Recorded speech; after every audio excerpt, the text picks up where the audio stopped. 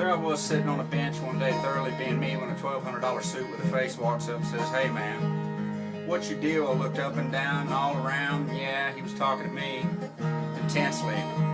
He had a cup of Starbucks Joe in one hand and a Wall Street Bible in the other, and by the look on his face, utterly disgusted. "Why don't you get a job and be somebody, do something with your life?" he said. "I pass by here every day and there you are on that bench, smoking God knows what and nursing that dirty paper bag. People like you suck the life out of society. You ought to be ashamed of yourself." And then he walked away. Well, I put my earpiece back in, clicked track 10, Big Head Todd and the Monsters, quite possibly one of the coolest bands on the planet. Took a pull from my bag, sparked a smoke, returning to full pursuit of me, knowing full well society does all the sucking. I feel the sun on my face from another time as I fall through the cracks of the day, not the cracks of the bench or the sidewalk, but of life and the elusive essence of self, bordered by bandits seeking retribution with steely weapons of destruction, dark soulless souls.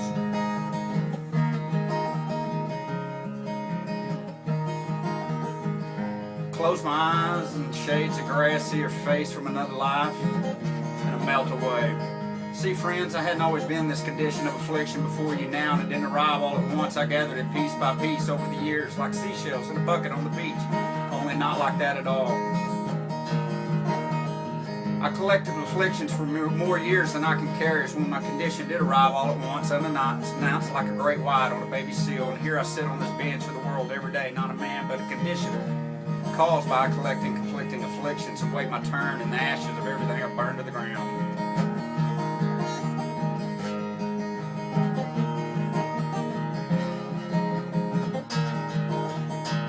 What for, you ask? Hell, if I find another bench, you'll find me. Same face, different place.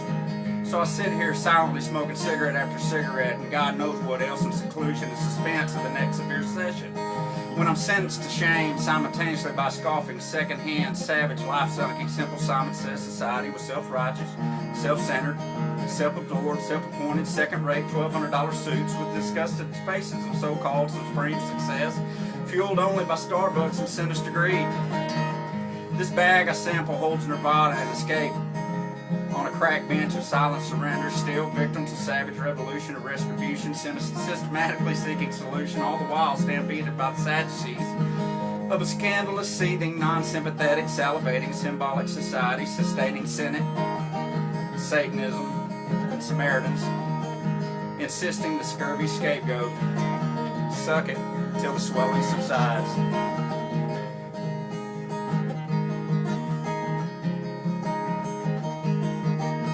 I need a sandwich and a beer. Say, man, let me hold $1. A man in a suit gave me not a sandwich but a Bible, and I read it and I felt bad. No, I felt worse and worse. No, I felt really bad. So I went to his church where he stood in his suit and explained the two places we go when we die according to what we did and who we do. Well, now I really felt worse. I know what category I fell in. Shit, it wasn't even a toss-up. See, friends, right now, what I don't need is any more bad news. And what I do need is a beer and a sandwich of some sort, but I get it, I got it. Loud and clear, I understand. I really do. Roger that, 10-4, over and out.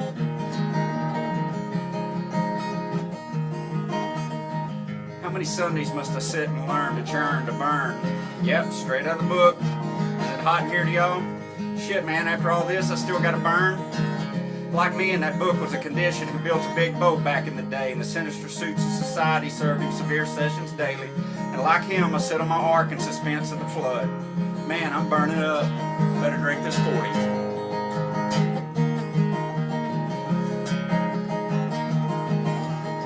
I want to feel good, but I can't find a vein as I sat on this bench in the pouring rain and went all day without severe suit sessions.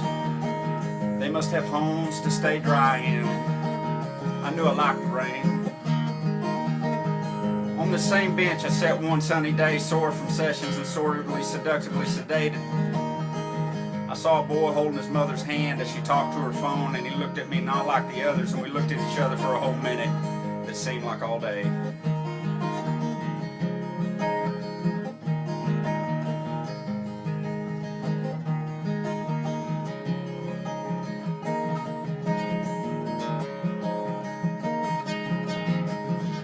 Said goodbye to her phone, pulled at his arm, he smiled and waved and walked away.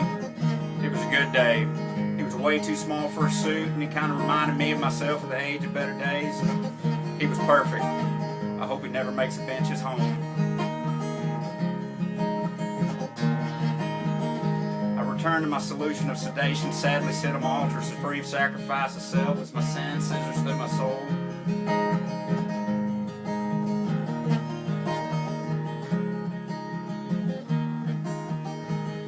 Close my eyes one last time and I see her face without shades of gray, and she comes to me sweetly in sequins and silk.